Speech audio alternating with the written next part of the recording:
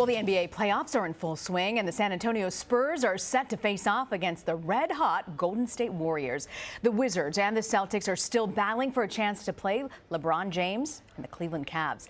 Nick Kostos of CBSSports.com is in Fort Lauderdale to help break down the matchup. Hey, Nick, so these Spurs, they took care of business Thursday night, dominating James Harden and the Rockets.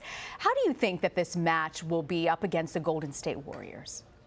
Well, unfortunately for the San Antonio Spurs, and Rena, thank you very much for having me. I don't anticipate it going well because what the Spurs are going to find is they're going to face a much tougher opponent than the pathetic and hapless Houston Rockets, laying down in Game 6 at home against a Spurs team minus Kawhi Leonard. But enough about the hapless and pathetic Houston Rockets. Onto the Golden State Warriors. Now, San Antonio has actually had some regular season success against this Warriors team, and this is going to be the first matchup of these two teams in the postseason since the Warriors started winning championships here. So a lot of intrigue that the Spurs could maybe be the team to dethrone Golden State in the Western Conference, but it's just not going to happen. Kawhi Leonard, we don't know if he's 100%. He's San Antonio's star. He missed Game 6 with that ankle injury. And even if he is 100%, Golden State Arena, just too much firepower and excellence on defense. I think the Warriors are going to take this series in 5, maybe 6 games, but no way it gets pushed to 7. I think Golden State wins this one fairly handily. Well, we know the Warriors haven't lost a game in the playoffs, but do you think, Nick, really, can they keep this going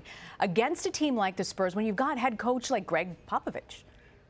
Greg Popovich is a great coach. There's no question about it. But Greg Popovich can't do it by himself. I mean, he's not out there on the court playing against Kevin Durant and Steph Curry and Klay Thompson, Draymond Green and company here. So, yes, you give Greg Popovich a ton of credit. And Steve Kerr, the Warriors, he is their regular head coach. He is out right now, complications from back surgery. He's in a lot of pain. So you give San Antonio the coaching edge. Mike Brown is Golden State's interim coach. But that disparity is not going to be enough because the product on the court favors the Golden State Warriors. I mean, with the exception of Kawhi Leonard, you give it to Golden State at every single position here. And like I said, this is going to be a 5-game series, maximum 6. You give a lot of credit to the San Antonio Spurs for what they've done, and it's not an insult to say that they will lose to Golden State in 5 games. That's just how good the Golden State Warriors are. You are all about these Warriors. I want to switch, though, to the Eastern Conference. The Celtics and the Wizards, they face off for Game 6.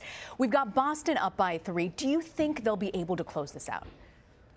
They're not going to close it out tonight in our nation's capital. Why? Because the home team has held serve in each of the first 5 games of this series. And, Rena, it's been kind of an odd series. The average margin of victory, 18 points. So we've seen the home team win in blowout fashion in each of these 5 games, and that includes a Boston overtime win in game number 2. So I'm expecting the Washington Wizards to come out tonight at home, energy of that crowd, and I think Washington gets the job done and forces a Game 7 in Boston coming up on Sunday. And, Nick, just like the Warriors, the Cavs haven't lost a game in the playoffs.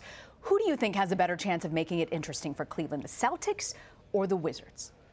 Well, interesting. I'm happy that you used that word here because interesting doesn't mean that they're going to win because neither the Celtics nor the Wizards can beat the Cleveland Cavaliers. But which team can make it interesting? I'd say the Boston Celtics, and a couple of reasons why. Number one, the Celtics would have home court advantage in that series. Boston, the number 1 seed in the East. The crowd in Boston is phenomenal. It's better than the crowd that you see in D.C. The Celtics are a deeper team than the Washington Wizards, and the Celtics have a much better head coach, Brad Stevens, versus Scott Brooks. So I think Boston could keep it maybe interesting against Cleveland. And when I say interesting, maybe win a game or 2. But let's be clear about this. It seems like inevitably and inexorably we are on a crash course for the Cleveland Cavaliers and the Golden State Warriors in the NBA Finals for the 3rd consecutive year.